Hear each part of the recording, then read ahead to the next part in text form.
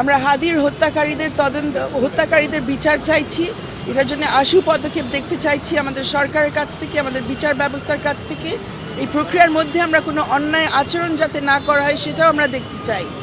পাশাপাশি আমরা এটাও বলতে চাই কেন এই হামলা এসেছে প্রথম আলো, ডেইলি স্টার এবং ছায়ানটের উপরে। এই জায়গাগুলো হচ্ছে বুদ্ধি চর্চার জায়গা, এগুলো হচ্ছে মুক্ত বুদ্ধির চর্চার জায়গা।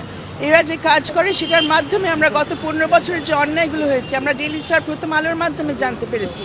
আর অনেকে নিশ্চুপ ছিলেন, আপনারা যারা আমাদের সামনে, আপনারা অনেকে কিন্তু নিশ্চুপ ছিলেন সেই সময়। তো হামলা কেন এদের উপরে এসছে, কারা এটা থেকে ফায়দা লুটানোর চেষ্টা করছে, কাদের এখান থেকে সুবিধা হচ্ছে। আমরা ডাক দিতে চাই সব মিডিয়া হাউসকে, একদম কোনোটা আমরা এখানে বাদ দিতে চাই না। সবাইকে আমরা দেখতে চাই যে তারা এখানে দাঁড়াবে, তারা ডেইলি স্টার এবং প্রথম আলোর প্রতি তারা এখনই তারা সংগতি জানাবে এবং এরা যাতে আবার তাদের কাজ চালু করতে পারে অনতিবিলম্বে, সেটার জন্য তাদের কাছ থেকেও, আপনাদের কাছ থেকেও আমরা সেই উদ্যোগটা নিতে চাই। সর্বশেষে আমরা এই কথাটা বলতে চাই যে সরকারের কাছ থেকে আমরা আর নীরবতা আর নিষ্ক্রিয়তা দেখতে চাই না।